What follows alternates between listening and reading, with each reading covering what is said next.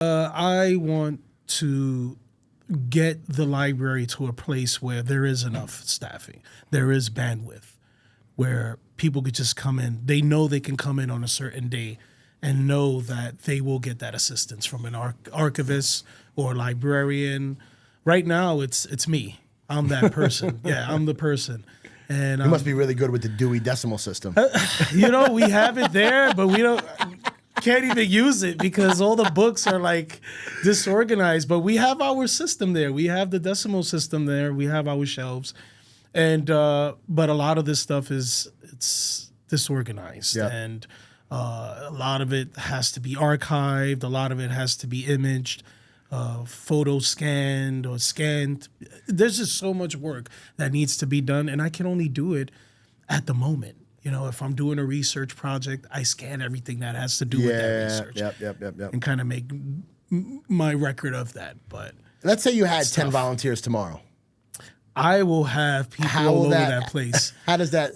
What would be the game plan? Game plan. Listen, I have 4 computers with scanners hooked up to them. I will have 4 of those 10 doing that. Just scanning a lot of the sensitive material. And when I mean sensitive, it's the very old, the stuff that's falling apart, stuff that needs special handling. Like there's some Atlas books that we have in our collections, and they have mold on them. Okay. So there's situations where we buy scanners just for that because we know we have to dispose of those scanners. Yeah. You can't put normal paper without mold on this stuff. So it's, it's So you got 4 people scanning old projects. Then I'll have people upstairs organizing the archive and cleaning things up a bit.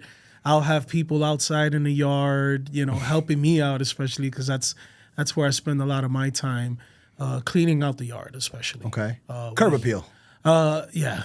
It's a lot of work to it, but 10 people will be more than enough. Yeah. 10 people would be a lot. So send them over. I'm ready for it. I'm ready for it. Listen, Give me a call. As we were, talking earlier, I was thinking to myself, like, there's so many different people that would probably be, as far as like students or even like just community advocates. Like, so in my office, like there's a ton of realtors there that always want to do give backs and always want to help the community. And I feel like with the right push, you could definitely make some headway. And I was thinking of different ways to be able to maybe kind of offer assistance. And, Keller Williams, the office that I'm at, is the only Keller Williams in the Bronx. And the owner of the company, Jamal, he's very big on community and trying to, give back to the Bronx because obviously we're there making money. It's a business for us, but there's also the community aspect of it. And I feel like the library, listen, if I didn't look you up on IG, if I didn't find you, I would have never even known about it. It's the other project we're working on, our recognition. Brand. We got the branding. We had our website redone. So that's another phase, right? That's more of the bandwidth.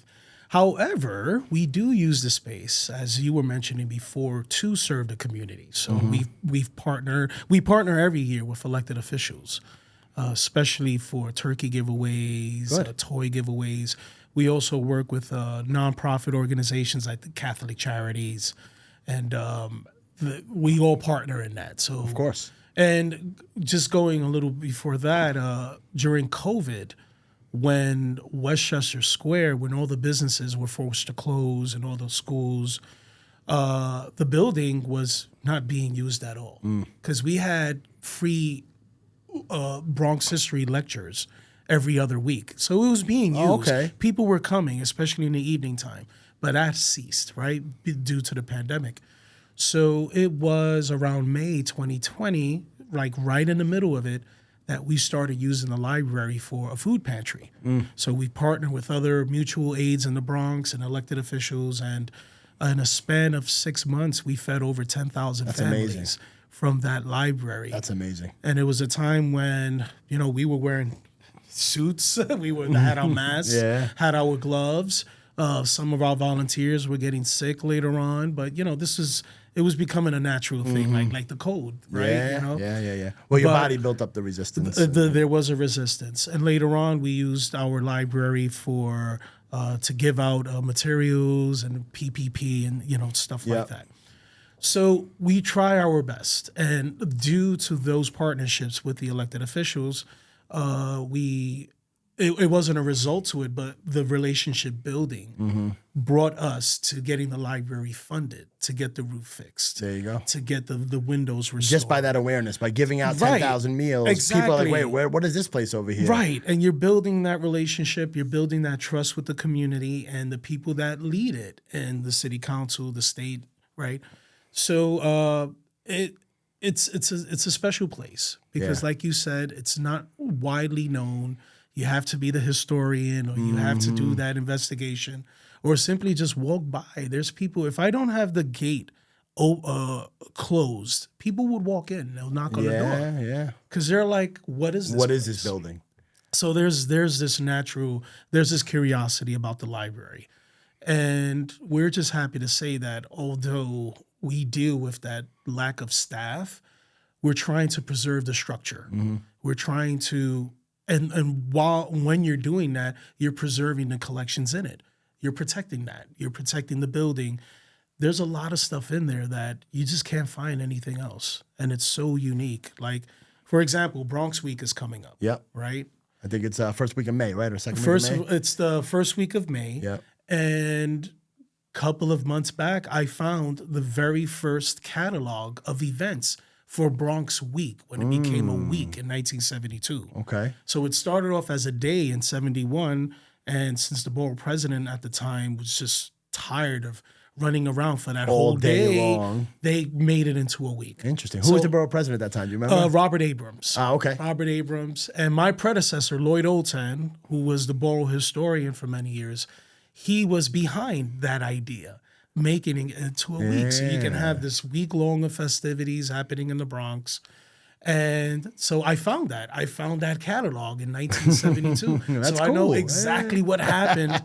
The very And the first, businesses that were involved, the businesses, the politicians that were involved. everyone that was involved. There were over 400 local artists who opened their homes or had Really? one-man shows or one-person shows or had their special exhibitions in schools, and local auditoriums. And this was happening throughout the Bronx. There was block parties everywhere.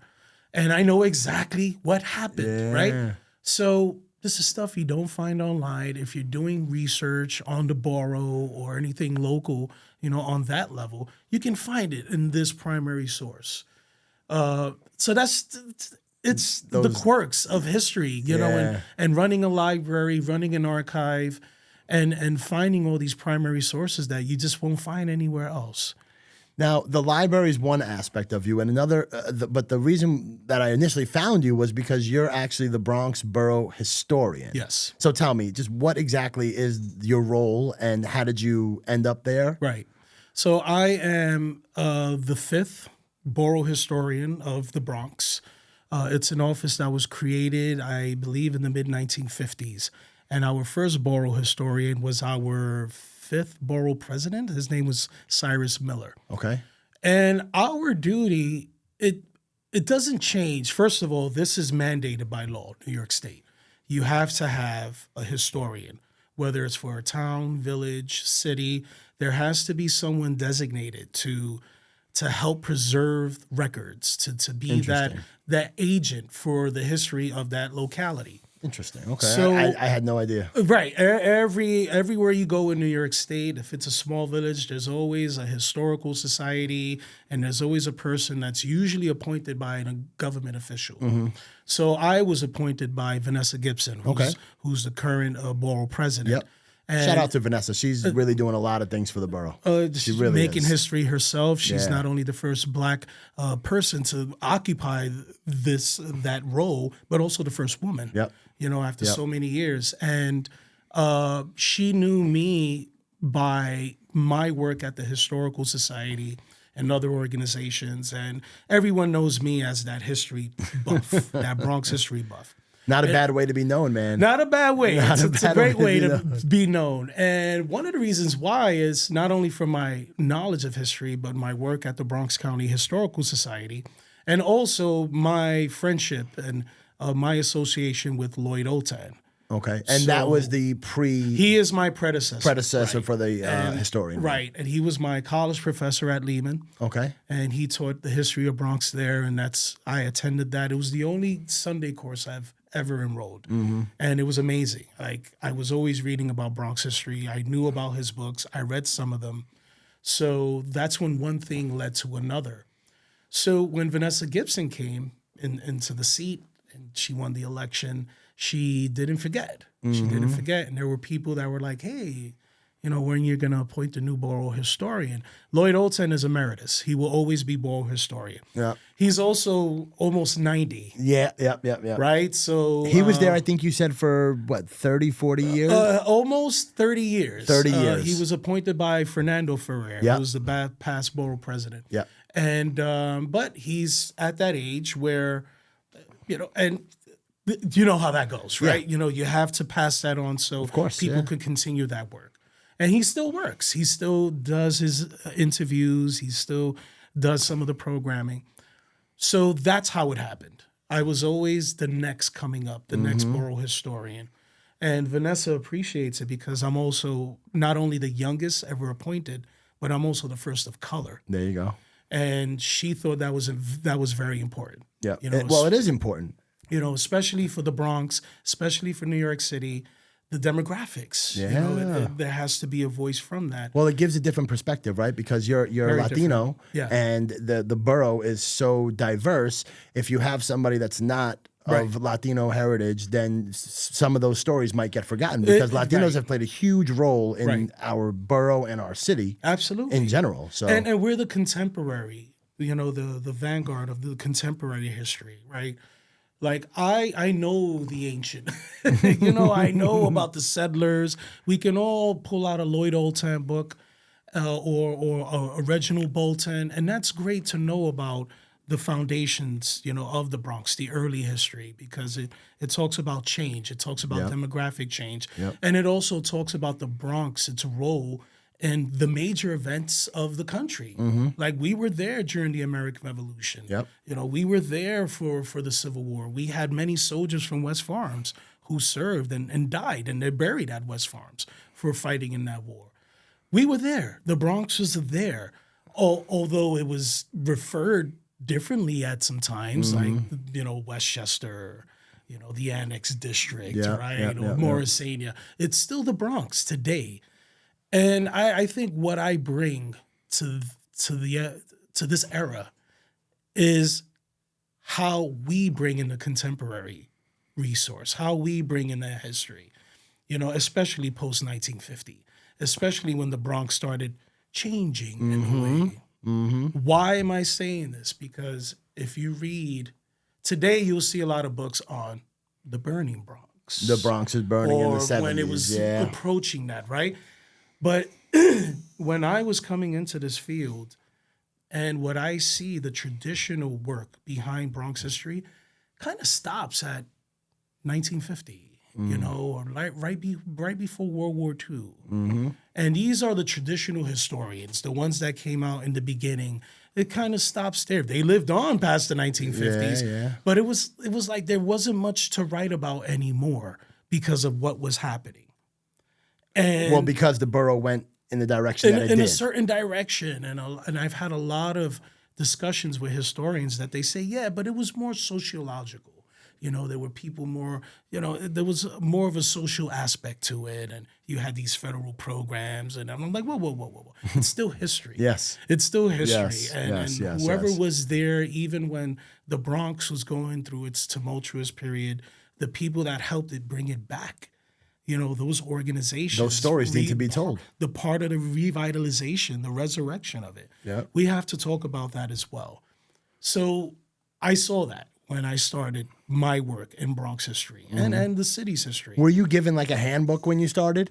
Or was it more so like, hey, so you're the Bronx historian and keep records? Like, no, there's no... Like, is there a day-to-day well, for you? Let's go back to the role of being the borough historian. So my role, I am supposed to be, as I mentioned before, an agent of preservation for the borough records. Working with the local organizations in the field, also working with the borough president her office. She does a lot of events where there's a dedication or some historical aspect. I'm that person to do the research for it. I'm also an agent for a liaison for schools. Okay. Right. My work, I should be reaching out to schools and talking to local kids and trying to do more programming in the schools. And that's like lectures. And not too long, because I know history is kind of tough, to sell. Well, people also have a very short attention span these days. Very short. And there's a way to be the lecturer. And it's not only to be fun, but also to be familiar, connect them with stuff that they know about, their neighborhoods. And what students like, what I present, is the history of streets. Yep. The history of neighborhoods. I was thinking localities. I was just thinking this. Why? Because they're hanging out, right? And you're on University Avenue right now. Do you know why it's called University Avenue? And they see these streets, they see the names on their way to school, right? Or when they're hanging out. So that's one of their favorite parts of Bronx history. And also I do the walking tours. Like they love being outside. And whether it's all grades or whatever levels, they like that interactivity, just being in the neighborhood and learning about it as well. So I'm supposed to be that. I'm supposed to be that agent for preservation of the records of the Bronx. Yeah. And just being there where I can. It's a volunteer position. Yep. There's no salary attached to it.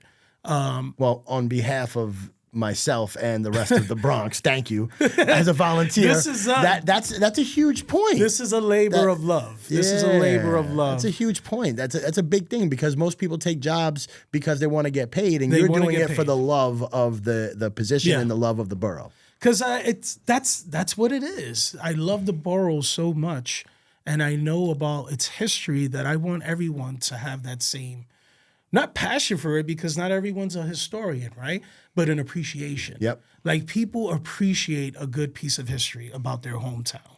Even if they're not into the history at all, you're driving by or you're like, hey, do you know? People love that stuff.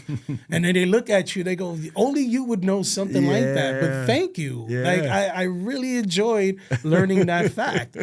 So there's a way to do this. There's a way to do this. Because like I said, and we were talking about this earlier, especially our students, in junior high school, that age bracket, they're so tied into the social media. They're so tied in and stuff that we can't help. It's just, like we were tied into Atari at one time, right? Yep. Coleco, right? Nintendo. Of course, I still wish I had all this stuff, by the way. Well, I have the time, right? The problem is that today's students have it in their hands. They have it in their hands. We used to have to go home, and in my household, there was one television. So if mom or dad was watching TV, you couldn't play games. They have it in their hands. So for your role as the Bronx historian is trying to get them off their phones a little bit. Right. And try to get them to really appreciate the street that they're walking down and why it's named that street. Right. And with that, they grow to appreciate their neighborhoods.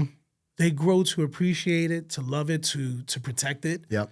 Right? Yep. Like my passion for history, Bronx history, started when I was a kid living in the South Bronx, and I would see buildings burnt out. But I would look closer at the features of these buildings, and I'm like, wait a minute. There's statues on these buildings. Yeah. There's these beautiful motifs and these features. Like, how are they just standing there burnt out? Like just abandoned. And that sparked that interest, to read more.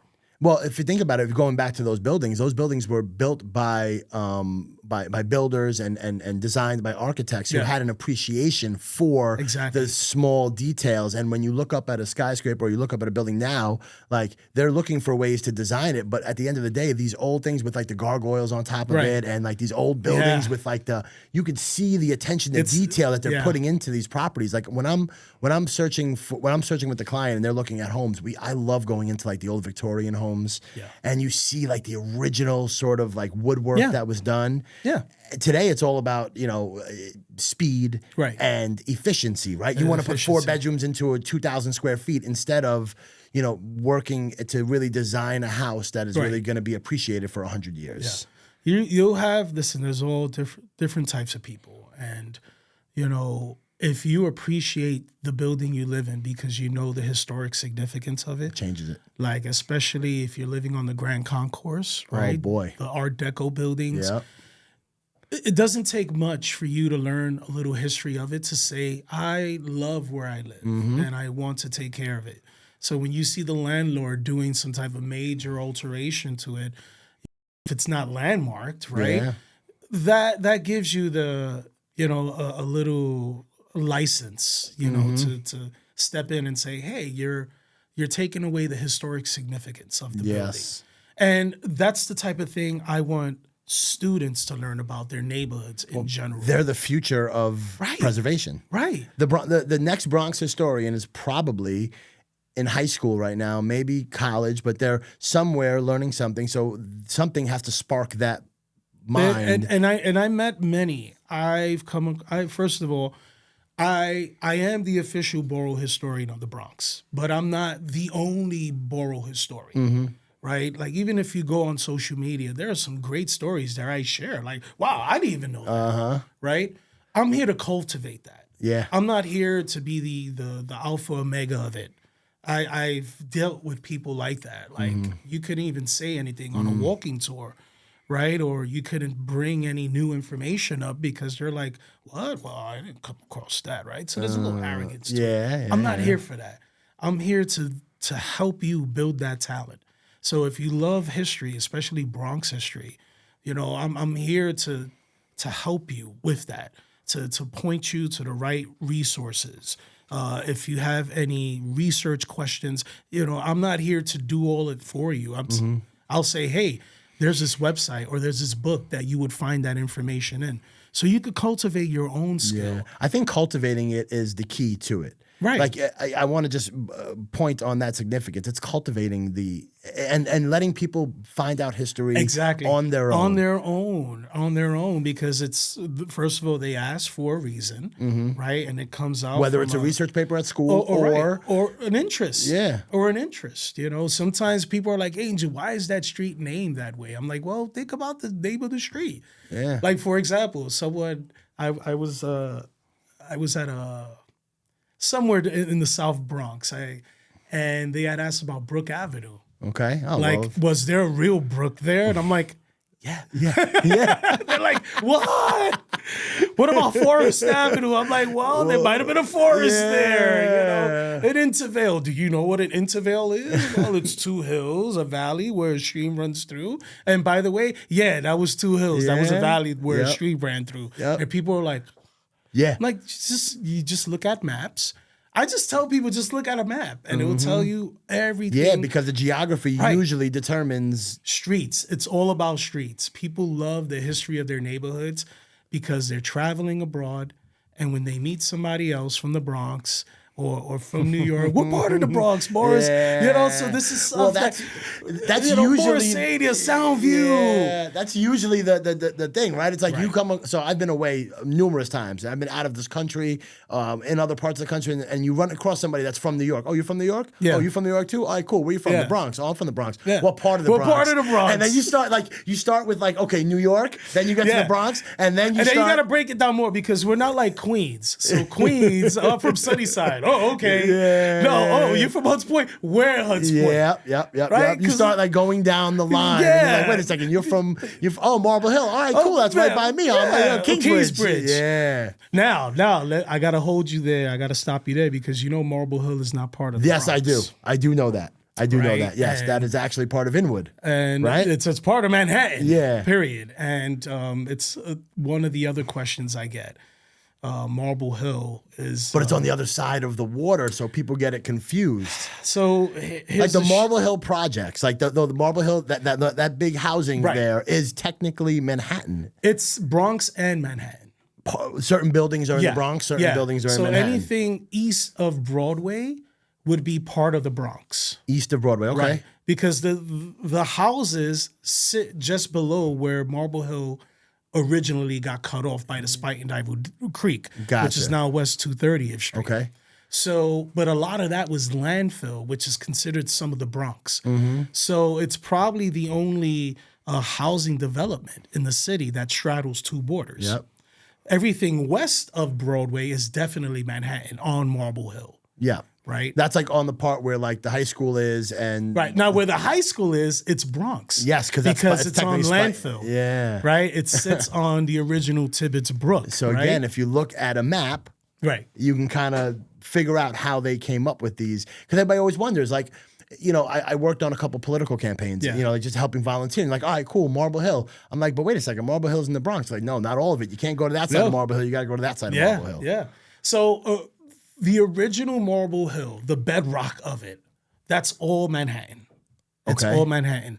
Marble Hill is a Manhattan neighborhood that's physically located in the Bronx. There you go.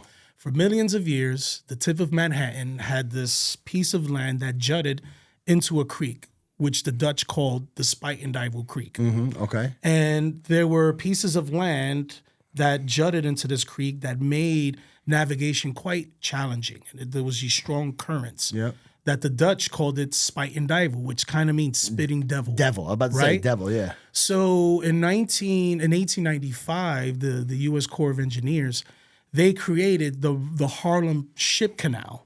Okay, yeah, all Or right. the Harlem River Ship Canal, or the U.S. Ship Canal, which is now the canal you see right behind Marshall's, Target. That Okay, canal, yes, right. okay. So that's where the train tracks are. right, where the Broadway Bridge crosses Yep, over. Okay, yep. so that canal detached the original Marble Hill from the rest of Manhattan Island in 1895. Oh, okay. So now Marble Hill was an island sitting in the Spite and Dival Creek because, as I mentioned before, the northern boundary of Marble Hill was also the creek. And then Tibbetts Brook was the two arms of it. This has to be visualized on a map for you to really picture it. But so in 1913, the city decided to landfill Marble Hill to the mainland. So landfill, just so people understand, Yeah, we're talking about it was a creek. It was So a creek it's which is now small- 230th Street. Yep. And they just poured in dirt. They just Tons and tons of tons dirt. of dirt and other debris, so it could be solid enough to pave your city, to pave your streets rather. Yep, gotcha. So okay. if you're on Broadway and West 230th Street, Yep. Okay, that's like where the where like the Dunkin' Donuts is, right on the corner. right, there. and that too, Yeah. that was all water. That was all part of the Spite and Dival Creek. That was the original. The post office is there. Right.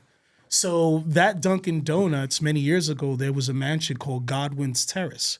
Godwin Yeah, Terrace is named right off. Right? And there's that old little tiny photos, street right on 51st. And there's old photos of this mansion, and there's a creek before it. Well, that's 230th Street. Oh. So technically, when people say the Bronx is the only borough on the mainland, not necessarily, because Marble Hill is also on the mainland. Albeit it's artificial, but it's still on the mainland. So for Bronx Week, every year, This stuff is so cool, man. every year, me and a bunch of other historians, we gang up at the Bronx Public. Yeah. That bar and grill on West 231st Yeah, my Street. my friends used to own that place. Yep. So pretty soon they'll be getting our annual call, because for the since 2014, it's going on 10 years, right? That's 9 years. We march to Marble Hill. Really? And we, on our way over, we stop and we talk to people. It's a tour. It's a walking tour, right? Yeah. And it's me leading it, and I'm stopping at And this is you with other Bronx with historians? other Bronx historians. Please and invite me, tour. man. Oh, you will get it. Please invite you will me, get man. it. I'd love to record that too, man. Oh, this is great content. So This is amazing. On Marble Hill Avenue near 221st Street, there is a rock outcropping. There's a big rock there. And we climb that rock and we plant the Bronx flag and the American flag there. Oh, man. And we annex Marble Hill to the Bronx every year. Okay. So you're probably wondering. You annex Marble we Hill annex to it the every Bronx. year to the Bronx. Now you're wondering why we're doing this for the last, semi years. I can make a couple suggestions, but please share. So in the late 30s, there was a borough president. His name was James Lyons. Okay. And he had issues with some people living on the Manhattan side of Marble Hill paying some lower Bronx taxes. So he had some bones to pick. And there was some other stuff that was happening on the city level that was affecting the impacts of the borough president and their powers as well. So he had some bones to pick. So everything culminated one morning. He grabbed the American flag and he grabbed his driver and he grabbed the American flag and they drove up to Marble Hill. This is 1938. And they annexed Marble Hill to the rest of the Bronx. And so years later, he did it once only. And he got a lot of flack. There were people there cursing him out. You know, there was one person doing this. So he was trying to say that Marble Hill should be part of the Bronx. The Bronx, yes. Right. The entire Marble Hill. The entire, because if it's located within the boroughs, the confines of the borough of the Bronx, it should be part of the Bronx. Gotcha. Okay. So, but if you go to the city charter, it says no, it's still part of Manhattan even borough, though it's in the Bronx. Right, but it doesn't talk about or treats to the nature of counties. Like it was still part of Bronx County, even though it's a piece of New York County. And why would Manhattan even, why would they care at this point? Because it's still a good voter base. Right? There it is. I wasn't even going there. Right? It's all a good voter base. And, you know, there's stuff going on there. But Marble Hillians, they use Bronx school districts. They use... so they're using Bronx resources. Yeah, a lot of Bronx resources. Yeah. The community board is part of the Bronx. It is a Bronx community board. Oh, man. And but there's a lot of fight to it. Like...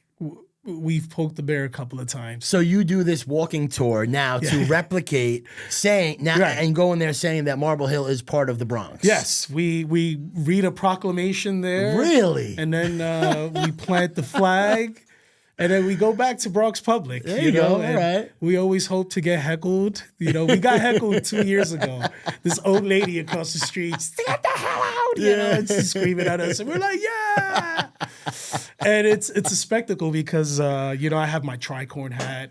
You know, I'm wrapped in the Bronx flag. Really? And everybody brings a helmet. When is this? It's going to if it's Bronx Week, we're talking it's coming up Bronx soon. Week. Yeah, it's during Bronx Week. This is like in the next month or so. And I believe it's on the 17th. Oh, I'll send you that Angel, information. I need to be there for this, bro. It's great because it's fun.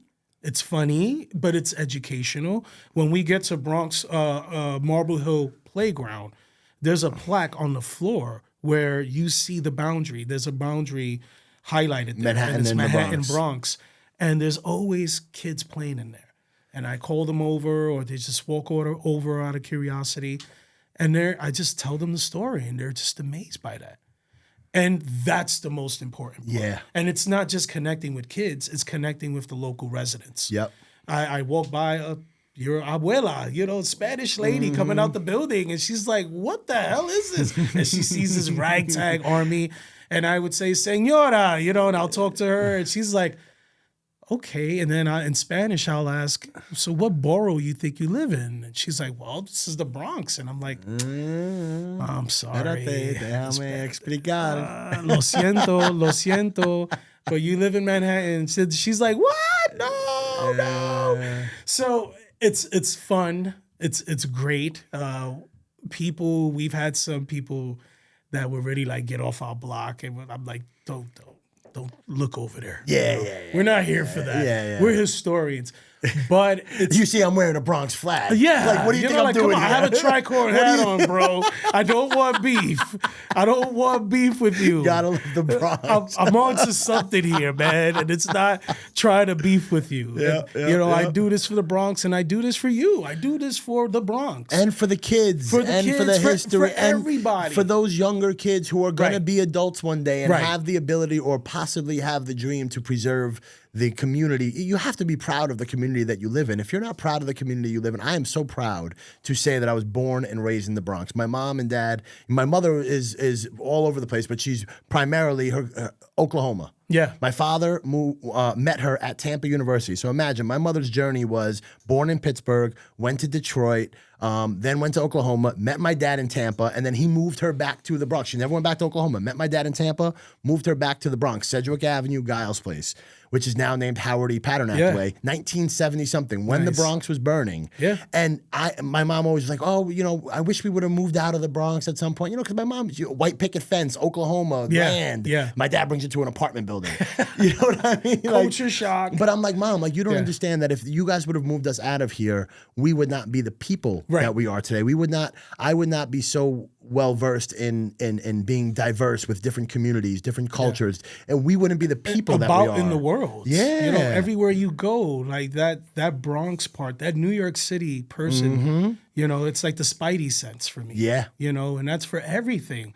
Like even if I'm walking through neighborhoods or I just need to get from one place to another, the first thing you do is like, okay, where's the train system? Yeah, where's the rapid transit? Check. Where's this? Where's that? No, I'm not buying that from you, brother. I'm not following you. I'm good. Right? It's because it's innate. Yeah. It's in you. So you're from the Bronx. You're born and raised in the Bronx? Right. So South Bronx, you said. I'm from Soundview. Okay. This beautiful neighborhood called Soundview. Talk to me a little bit about Soundview. Soundview, it's the southeast. It's the southeast Bronx. Yep. And I don't know much about Soundview. Man, but now that you told me, just think about the street name, I imagine that because it's close to the sound, you had a beautiful view. Well, you're onto something. So there's a major street, right? Well, if you're on the 6 train or if you're driving over the Westchester Bridge that takes you over the Bronx River, you're basically crossing the west to the east of the Bronx, right? Because the Bronx River kind of delineates that, even though it's Jerome Avenue, but on a map, it kind of puts things into perspective. So there is a street called Watson Avenue. Okay. And Watson Avenue stretches from the Soundview section all the way to Castle Hill. Like Watson is quite extensive.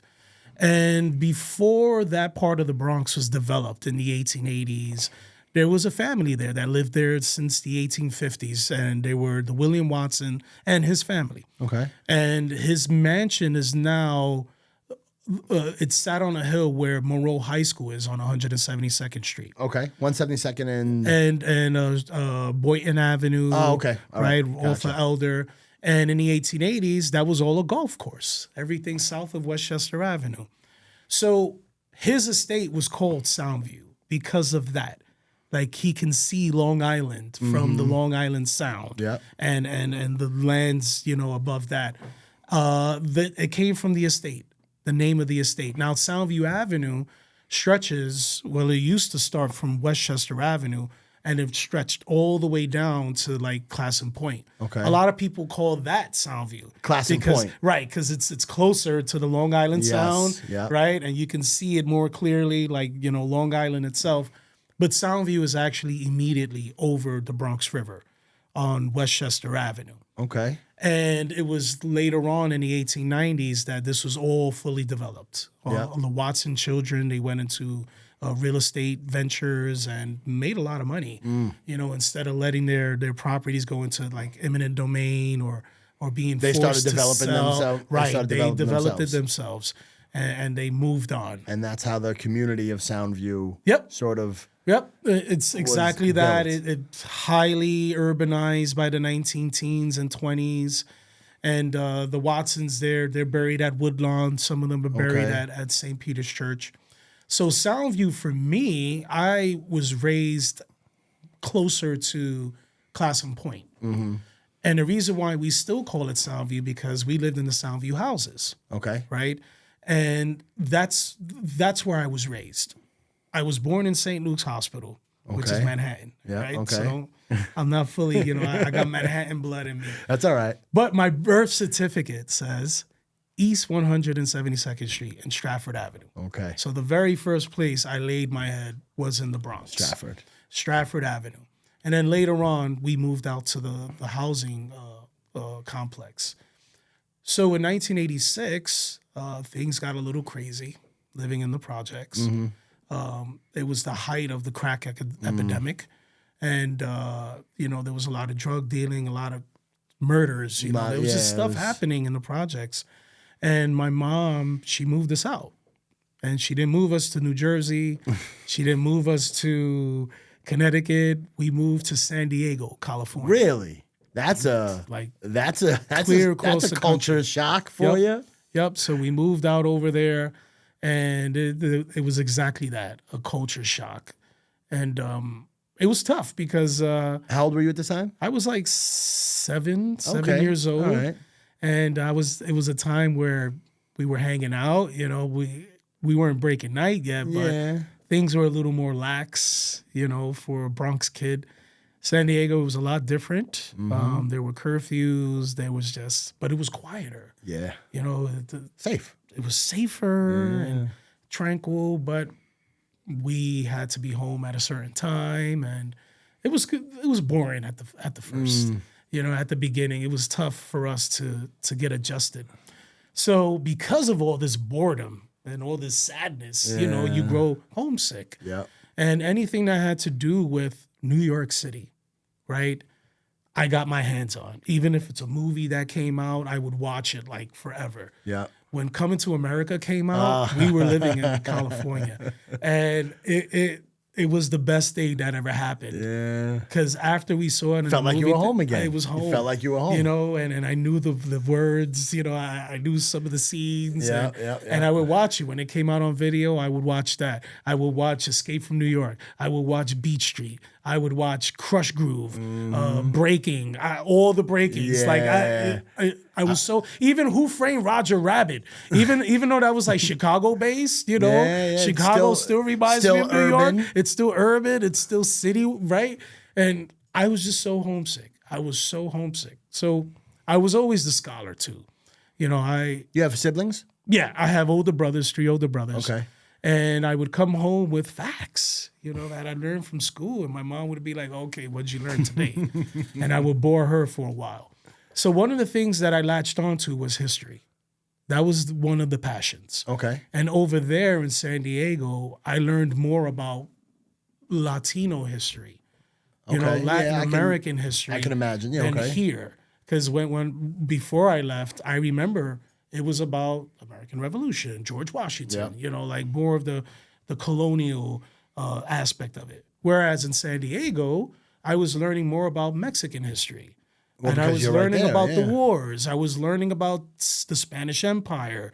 And thus brought me to learn about Puerto Rico and what it was to be Puerto Rican, Yep, right? yep, and yep, yep. I was learning that in California. Yeah. You know, not here, not anywhere else. And I loved it. I loved it because it was not new history that I was learning about this part of the country. Because I would look at the map of the country and I'm like, wait a minute, San Francisco, where do these names come from? And why do we don't have a San or a Santo on the East Coast? Yeah. It's always right. So all of these questions were being answered. And they came from a place of like a hunger of knowing, some type of yearning about history. Yep. So it was in San Diego, in California, more than 3,000 miles away, that I became this historian and learning about the Spanish and then learning about myself. There was a place called Balboa Park. It's still there. And I learned so much about my culture through the Spanish interpretation. And it was clicking on Your to me. family is originally from Puerto Rico? Yeah. My parents are. So one day, this brings it all into perspective. One day I'm at a library and reading books, looking for books about New York, you know, and I come across a dictionary. And this thing was probably like 80, 90 years old. It was huge. It was thick. Looking through it, and what's the first thing I do? I go to the city section. I go to New York. And I don't know how many times I looked up the history of New York, how it was New Amsterdam, right? But it's historians, it's like watching the same episode. Just want to go back and watch You it. have something, your favorite thing to read. Yeah. And it was about that. But this dictionary had the Bronx. And I'm like, whoa, the Bronx. Like I knew I was from the Bronx. Yeah. But knowing that I was from the Bronx. Yeah, yep. Big difference. Yeah. Right. And it was right You're not there. from Bronx. Right. You're from Bronx, the Bronx. Came from Jonas Bronx, and then it went into the. Why is there a the before it? Yeah. And it was like, Yeah. Like, well, why is it? Because it's not the Brooklyn. It's not the Staten Island. It's not the Queens, Yep, right? yep. So it was at that moment. I was like, wait a minute. This is good history because I miss home and I don't learn about the Bronx too much. Yep. There's a lot to learn about Brooklyn because Brooklyn was its own city. Yeah. There's a lot to know about Manhattan because it's Manhattan, right? Yep. Right. But the Bronx, because the Bronx that I left, it wasn't the best place. Yep. It wasn't the safest. It wasn't a place where you wanted to have your family. So I'm like, learning about this place is fascinating. And that's when one thing turned to another. And then I went back home and I bored my mom even more. Mom, do you know where the word "the" comes from the Bronx? Well, hold that thought. Yeah, I want to get into this, please. This is something that is a point of contention. My understanding of the name the Bronx or the name of the borough comes from the Bronx family, Bronch. And when people were coming to visit this area, they said, we're going to and they were using old quill pens. Yeah. So they didn't want to write out Bronches apostrophe. Yeah, so they just put an X on it. So that's my understanding. And I guarantee you that is the understanding of millions of people. So please, are you telling me that there's a different story? There is a different story. Please. And unfortunately, that story And I have to wrap my head around this. holds no water. However, the quill pen and the misspelling, there is some truth to that. Okay. I'll get to that. So here's the short version. And with me, it always turns into the long version. That's all right. Here's the short version. The Bronx was named after the Bronx River. Okay.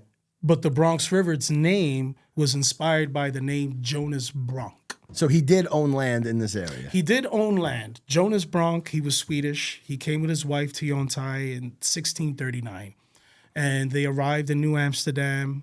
They brought some land at the top of the Harlem River, which is the South Bronx. Okay. Across from the village of Harlem, which was being founded as well.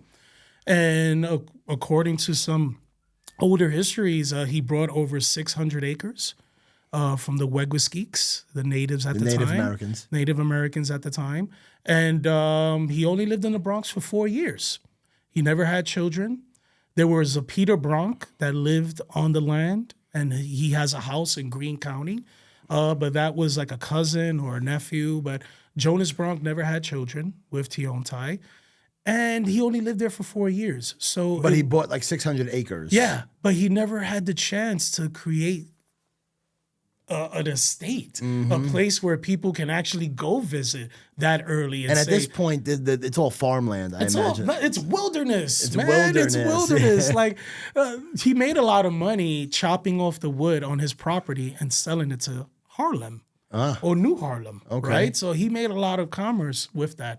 But it was all wilderness, yes. The Bronx had the landscape, it changed. You have hills, rolling hills, and then, right? And then you have flat plain, and then you have swamp. A lot of swampland, especially in the South Bronx, Southeast Bronx, and even of the Co-op City, Pelham Bay area. That's a lot of marshland, right? Yeah. So, but he didn't have that opportunity to lay out this estate or a legacy in the Bronx where people can say we're visiting the Bronxes. Gotcha. If there's any family that anyone wanted to visit and for that long or for that story to permeate in Bronx history, it would be the Morris family because the Morrises... Morris Ave? Well, that's all part of it. Morrisania. Morrisania, right? Okay. Yeah, Morrisania. Yeah. That was the ancient estate of the Morris brothers, Richard and Louis Morris. They came in the 1670s, and they were the ones that had it in the Morris family for almost 300 years. So if we were to name the Bronx after a family, it would be the Morrises. It would be Morris, New York. So how does this story? I'm sure you've heard this before. I'm not the first to tell you this. So the Bronx, as I mentioned, Jonas Bronk owns 600 acres of land. Yes. And you said the river... He dies 4 years later. Mysteriously, no one really knows how he dies. His wife remarries. Oh, he died while... Yeah. That's why. Yeah, it's not like after he left. 4 years, yeah. Oh, no you buy 600 acres happened. and you die 4 years later. Right. Jeez, that's a bad break. Right. However, miraculously and good for him, the name Bronxland stood to honor the first settler. Okay. Right? And the river that ran on the extreme east of it, they would call it the Bronx's River or Bronx and his river. So they named the river after him, right? So after the Light 1660s, bulb, guess who comes in? The English. The English, they conquer New Amsterdam, they rename it New York, right? And Manhattan, we all know the whole story, Yeah. right? Peter Stuyvesant with his... Well, some people might not, but we're not going to... Well, we'll the be here English for 3 took over. hours. Yeah, the English took over. And this is when the Dutch, the New Amsterdam and New Netherland of the Dutch was changed. The name was New York, right? And New York City, which was the capital, is Manhattan. Yep. And at the time, it was the lower portion, because everything still had to be settled. Yeah. Anyway, that's another podcast. All right, so they named the river after Jonas Bronx. So, right. However, when the English came, they were the ones that took off the CKS from his surname, and they spelt it with an X. It was easier to pronounce. It was easier to write. And in those quill pens, right? And by the way, the English and even the Dutch in the wilderness, they weren't completely literate either, right? So there's a lot of misspellings. Yes, of course. There's a story behind Marshallou and Moscota, and that must have been a misspelling there, but that's... Interesting. Right? I mean, we could do a... This could be all day, but... We should go neighborhood by neighborhood. Right. And just start doing this one day. Right. All right. Not today, but yes. So the English, they brought in the X concept, right? Gotcha. Okay. So now we're in the 1890s, 1898, when all 5 boroughs are consolidated to create Greater New York. Yep. This is how we get our 5 boroughs. Well, the Bronx was named after its most prominent land feature, rather, which is the Bronx River. That runs right through. Right. So they called it the borough of the Bronx. So the word "the" stood there. So you have a lot of grammar, people coming out. No, you can't use. Yes. It's named after an actual river, the Bronx River. Yeah. So we took on the name "the." Right? Just like there's the Dalles in the Midwest. It's named after the Dalles River, right? So that brought everything into perspective for me. And I'm like, wow, wait a minute. But there's other places around the world. Well, there's not many places around the world that has the word the in front unless it's the Hague or the Vatican. Yeah. Right? So we have the Bronx. And that's what turned me on. To like, wait a minute, this is a good story and there's more history to this and I got to share more of it. So indirectly, it's named after Jonas Bronx, but not in the way that people think. Right, exactly. And that's why I break it down. There's people that want to name it after Jonas Bronx. Listen, right? I don't know if I'm going to... Now after this conversation, and you explained this to me briefly when we originally spoke, and I was like, nah. I went and I like looked the it up. X part. I like it goes with it. It goes with it all. But, we can't forget the history, right? Of course not. Jonas Bronx, he was an interesting guy. He knew multiple languages. And he was Dutch? He was Swedish. He was born in a place called Småland. Okay, Småland. Right, near Comstadt. And he, at the time, working for the West India Company, and the Dutch hired anybody, right? As long as you was willing to go out into the wilderness and settle and bring settlers with you, hey, you got it. Yep. And Jonas Bronx, he was the guy for it. He was a merchant. He sailed many places. And according to the inventory that was taken after he died, he had a Japanese cutlass above his fireplace. He had books in Latin, and other languages. So he was a seasoned guy. But he had no kids to really. He didn't have any children. Tradition. He didn't have any children. His wife remarried after he died. And she helped found the city of Orange, which is Albany today. Ah, okay. Right. So, but his name stuck around. But there's other people that lived in the Bronx too at the same time. Not too like at that same era. You had we were just talking about her, Anne Hutchinson. Yeah. Anne Hutchinson came. The Hutchinson River Parkway. Yeah, and she Talk to me a lived little in the bit Bronx. about her. It's Everybody knows the Hutch. If a different story, Anne Hutchinson.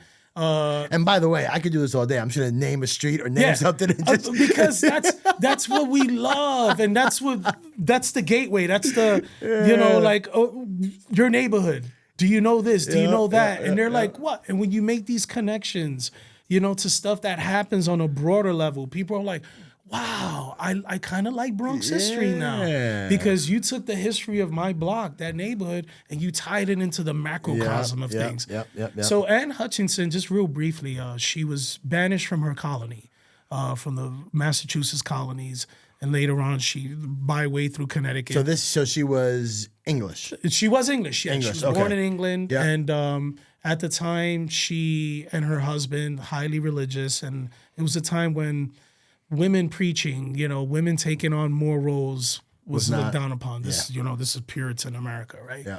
And so she was eventually banished, and she ended up, which is now part of Pelham Bay Park, Okay. and right off of the Beautiful park, the by river that bears her name today. And resources point, and it's there that she was basically murdered by Really? some Siwanoy Native Americans. But this all had to do with some skirmishes, some wars that were going on. Governor Around Keith, what time are we talking? this is the 1640s. 1640. This is way before. Yeah, 1640. This is Gotcha, way okay. before everything. Yeah. Like, this is early So America. these are English colonies. These are English colonists. And she was banished from Boston. Yep. Came down by way of Connecticut. Yep. Ended up in that area, and then she and was murdered. she was murdered. Was she a preacher? She was preaching. She was taking up service in her house, and that's one of the things that got her in trouble, right? That she was doing this, and especially when her husband died. This is like religious. Oh yeah, This is all religious. and the stuff. way she preached, she claimed that she was speaking. God was speaking through her. She was the messenger. Yeah. She was, and people weren't having it. Men weren't having that at the time. So she was eventually pushed out. She was banished, and And she then the wound up in Indians the Bronx. murdered her here. The Native So- Americans. It was a time where there was some tensions going on. William Keith, who was the governor before Stuyvesant, he didn't take much liking to the natives. He pretty much, and there was some raids, there was some invasions, and a lot of innocent Native Americans died. And a lot of people did as well. So Anne Hutchinson moved to what we now call Pelham Bay Park. Wrong place, wrong time. Yeah. And she was asked to leave by the natives, a couple of times. Like, you're not welcome here. And Why would the natives care? it was retaliation. They were going after everybody. Yeah. Of Throck's Neck, right? Well, I mean, I know of Throgs Neck, the community. so John Throckmorton, right? Whoa, This is say right. that 3 times fast. Yeah, right. Throckmorton. Throckmorton. Well, I was at the time he was banished too, and there was a Thomas Cornell, which is now the Soundview Peninsula. These were the early settlers that were getting kicked out too by the natives. They were being raided on because of what was going on with the Dutch. And if you're native, they didn't tell if you were British or Dutch. Yeah, you yeah, were yeah. white, Yes. right? And they were going after you. So these early settlers, they were being kicked out of the colony. And Anne Hutchinson wouldn't leave, and she had opportunities to get away from the conflicts. And she was eventually murdered. Her family was murdered. There was one child that was spared. Her name was Susanna. And she was taken in by their captors, the Siwanoy. And there is some history that points out to, and people will fight this, there's some contention, but the chief took in the little girl, and there is history that points to her burying his child later on. Interesting.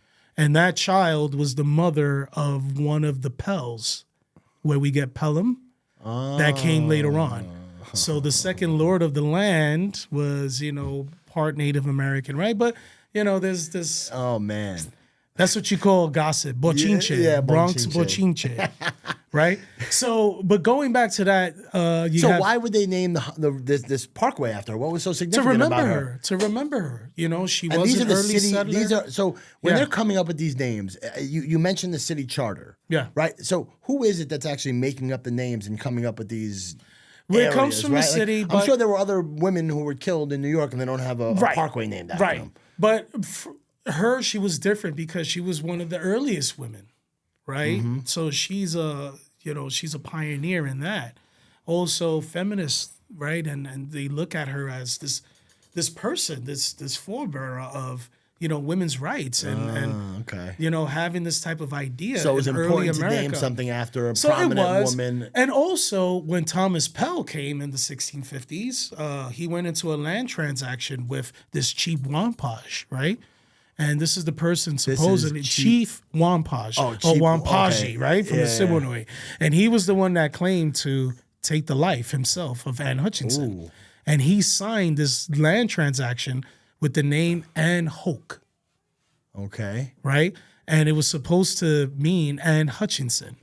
And it was their tradition that they would take on a name of someone that they've killed, of some prominence.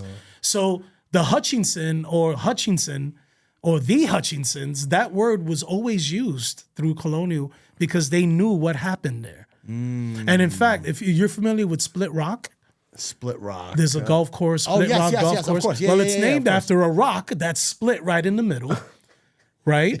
And it's it's located not too far from there.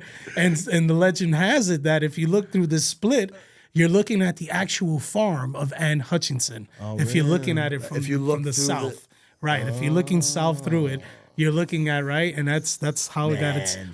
So the Pells knew about it, right? The Pells knew about Anne Hutchinson, and settlers thereafter knew about her legacy. And that's why we have her river. That's why we have her parkway. Yeah. To always remember that. I wish there was less traffic on the Hudson. Oh, man. And less floods, We need too. to call Ann to help us out with this. And then you have someone else who has, this is closer to you. So there was another person who lived in what we now call the Bronx, in the around the mid 1650s. His name was Adrian Vanderdonk. Adrian Vanderdonk was he was a lawyer. Vanderdonk. Yeah, Vanderdonk, and he was a lawyer, and he hated Peter Stuyvesant. Like he spent most of his time trying to sue Peter Stuyvesant. Oh, he was an attorney, you in said. Okay. Amsterdam, in the Netherlands. So he spent a lot of his time traveling back and forth. So Adrian Vanderdonk, at the time, a lawyer, they would call lawyers like the British would call someone of distinction an esquire. Okay. Like a gentleman, right? So the Dutch, there's an equivalent for that term, and it's called John Keir. So he was Adrian I know where we're Vanderdonk, going the with this. John Keir, I know right? where we're going with this. So he didn't live much, his colony, the Vanderdonk, like that was there, but he also mysteriously disappears, from Bronx history. He dies. No one knows how. It could have been a raid. It could have been appendicitis. We don't know, right? Mm-hmm. But what we do know is that when the English took over, they would refer to his land as the Younger, I know where this is going. right? And later on, it was the Yunker, and later it became Yonkers. Yonkers. So the name Yonkers Which comes is from literally right above the right Bronx. above the Bronx, and Yeah. I still call it the sixth borough. the sixth borough of New Yeah, York City. yeah. But there was a time when Lower Yonkers was Van Cortlandt Park. Yeah. That was also part of Lower Yonkers until that village was annexed to New York City in the 1870s. So, but the name Yonkers comes from John Keir. John Vanderdonk. Right. Adrian Vanderdonk. Adrian The John Vanderdonk. Keir. The Or the John Young Keir. And you still hear this. So this is where we get Yonkers from. Hutchinson. The Bronx. What's a Bronx, right? Well, it's Bronx. It's a normal last name. And it's all in the name. And once people start learning about that, then they start connecting the dots. And if you're a historian, you're like, oh, why was he here? Yeah. What was New Amsterdam, and how was that so integral to the development of America? I mean, Well, yeah. America, it's history, and it's important for us to tell the history. yeah. Let me ask you a question. What keeps you hopeful about the future preservation of the Bronx? So one thing that keeps me hopeful is that Bronx history, and I say this in a very playful way, but it's a lot more fun than what it was because we have social media. And social media allows you to animate Bronx history, like to be out there in the street, to create your own reels and stuff like that. You know, years ago, we loved the books, but that's what we had. Yeah. That's what we had. That we looked at, and it was just a black and white book or Right, whatever it was. right. And we loved it because we loved it. But then YouTube came out, your ability to animate, to really interpret, storytell. right, to go out there and interact with your audience by telling this story. And my hope is with social media and with my work as borough historian and the person that I am and what I represent will transcend and will be heard and will be absorbed clearly by new generations. I want people to talk more about the history of it. And like I said, it's not about knowing about Jonas Bronx. Yeah. This is not about knowing about, or not about just being a history buff about Anne Hutchinson or who were the first. I mean, we always have to talk about Native Americans. Of course. Because that's another story that it's still being told. But we also have to talk about our contemporary heroes, contemporary organizations that helped the Bronx come back. Which are a lot of them are volunteer based. A lot of them are volunteer based. And I think when you preserve more of the history of the effort of the grassroots movement, because I remember I mentioned, like I can sit here all day with you and talk about the 1600s. Yeah. The American Revolution, I could put everything on the map. But when it comes to talking about the Bronx today and understanding why things work and why things are in the Bronx, the housing developments, overdevelopment, right? Well, we didn't even talk about Robert Moses and that. Right. And we didn't even get into that. Or the effects of, right? Of his projects. Today's effects of those projects. Right. So these were subjects in Bronx history that a lot of historians before me were uncomfortable with. We're uncomfortable. I mean, I've had interactions with organizations and historical organizations, and I'm not here to name names, but none of them were talking about anything after the 1960s. Now it kind of makes sense. Right. When you mentioned that before, I was kind of wondering. Now it makes sense. I listen, I would walk somewhere into historical societies and I'm like, when are we talking about the 70s, when the 80s, Bronx, like, you know how many people ask me, Angel, why did that happen?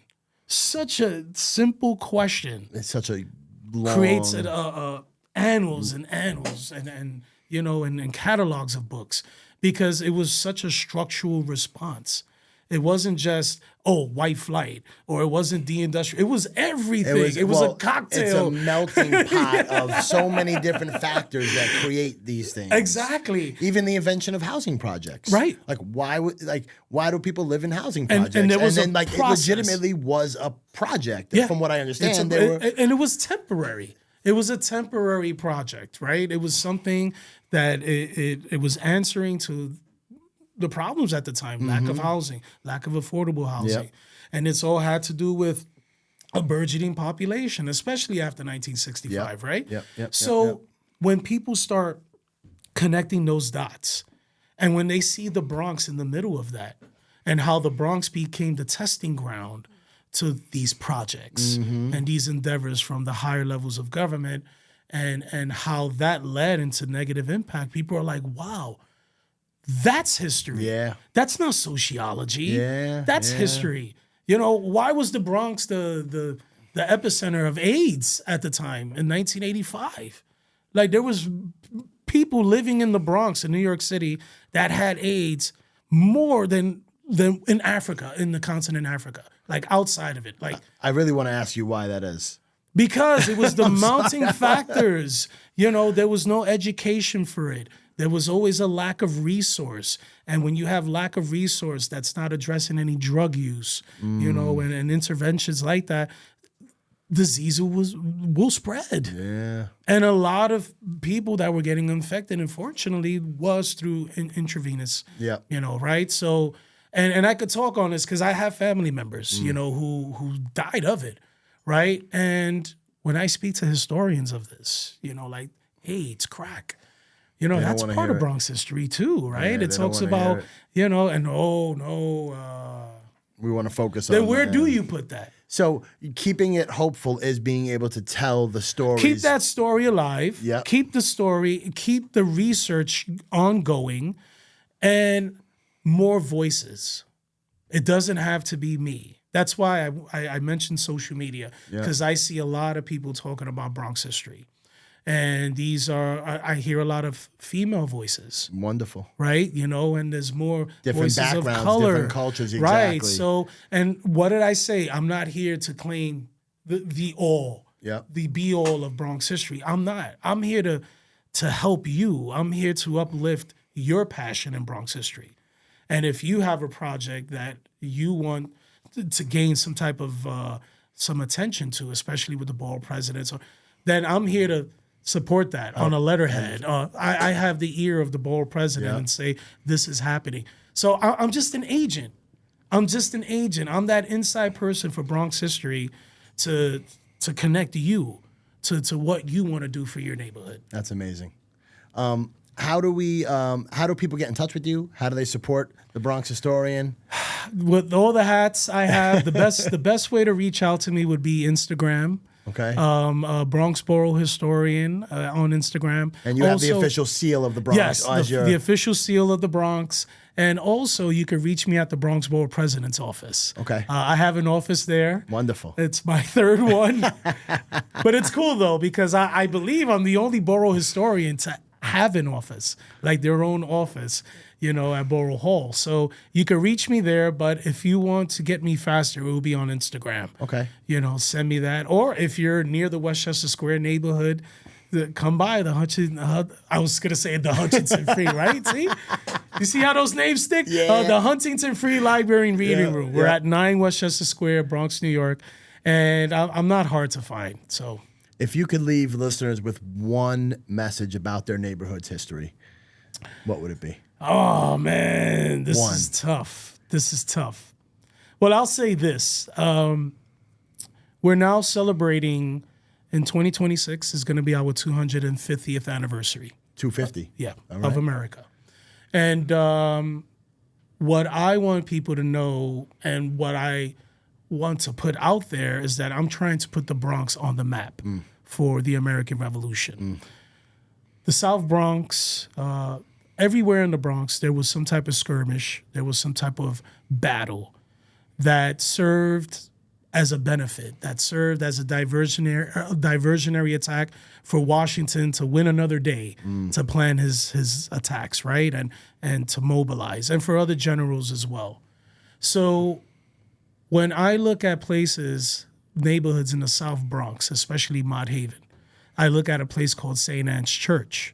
This is where Gouverneur Morris is buried, and Lewis Morris. Lewis Morris was a signer of the Declaration of Independence. Gouverneur Morris was the principal penman of the Constitution.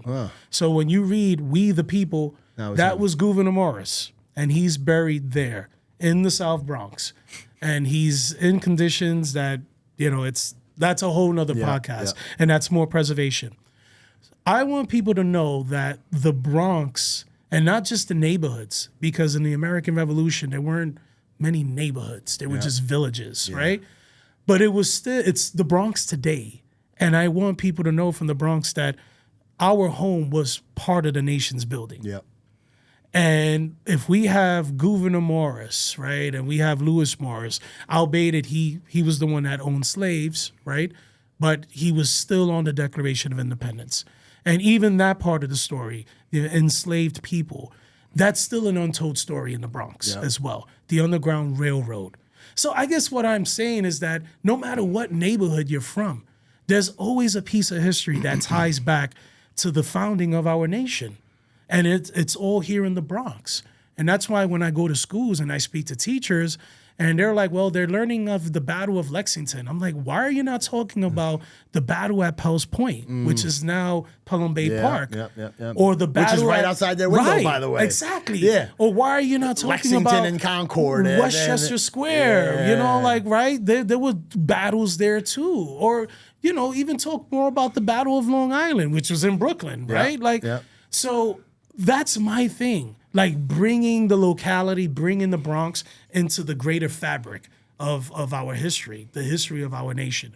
I think that's what I want. I want people when they go all over the world or they're sitting in conferences. Yeah, the Bronx was there too. The Bronx was there too. Yeah. And it's that place outside of Manhattan.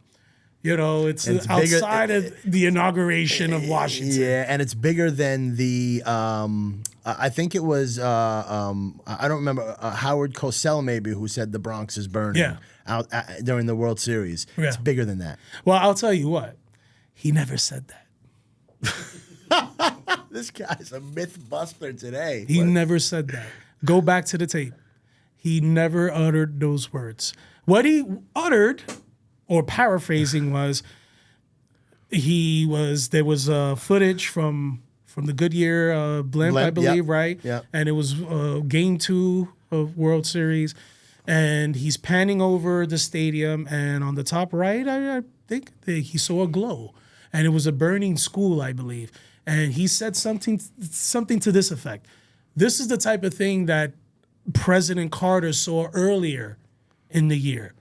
And he was referring to a visit that Jimmy Carter made to the Bronx. And there's this famous picture of Jimmy Carter walking through the rubbles, the rubble and, the landscape of what is now Charlotte Gardens, Charlotte Street.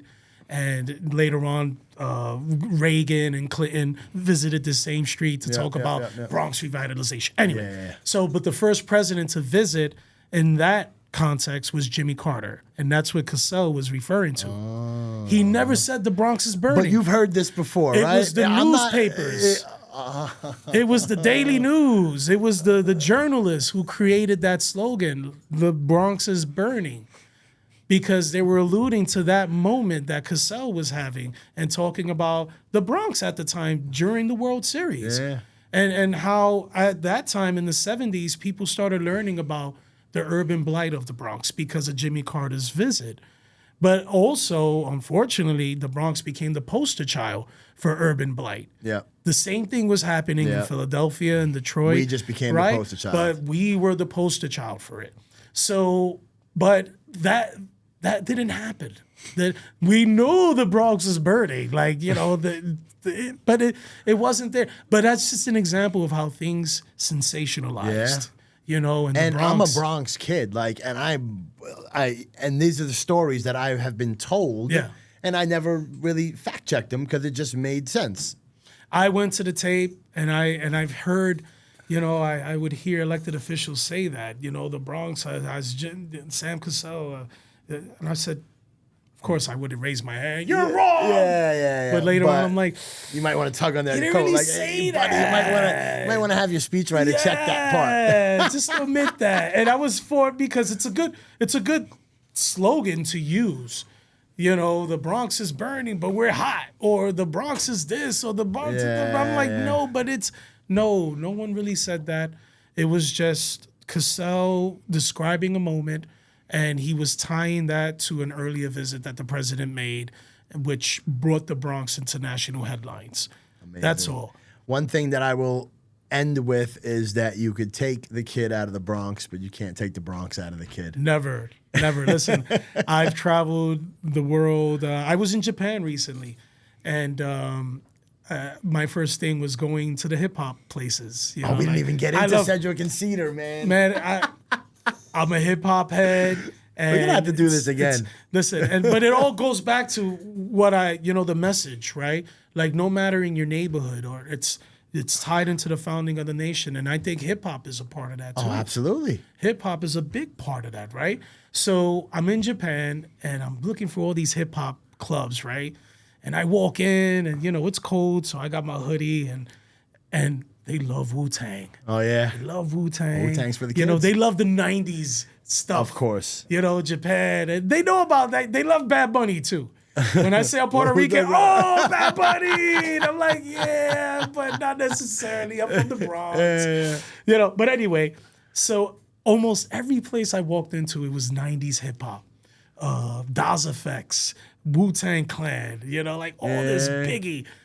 And they just knew by the way I was, bopping to the beat and, uttering the words. And they're like, you from New York, right? And I say, yeah, I'm from the Bronx. And they're like, Bronx! Bronx, hip hop. Like they know. In Spain too. In Spain, I'm like, I'm from the Bronx, and they're like, wait a minute, that's where the museum, the hip hop international, right? Yeah. And I'm like, so we're there, and that's why I'm here. Yeah. That's why I'm here. It's Like I amazing, said, man. Bronx, Jonas Bronx, that history was told. And it doesn't stop us from going back into filling in the gaps or correcting something. Yeah. That didn't necessarily happen that way. You know, we have Edgar Allan Poe. He's a poet, Yeah. right? So there's the early findings there. However, when I talk about hip hop today, that's part of our contemporary history. Yep.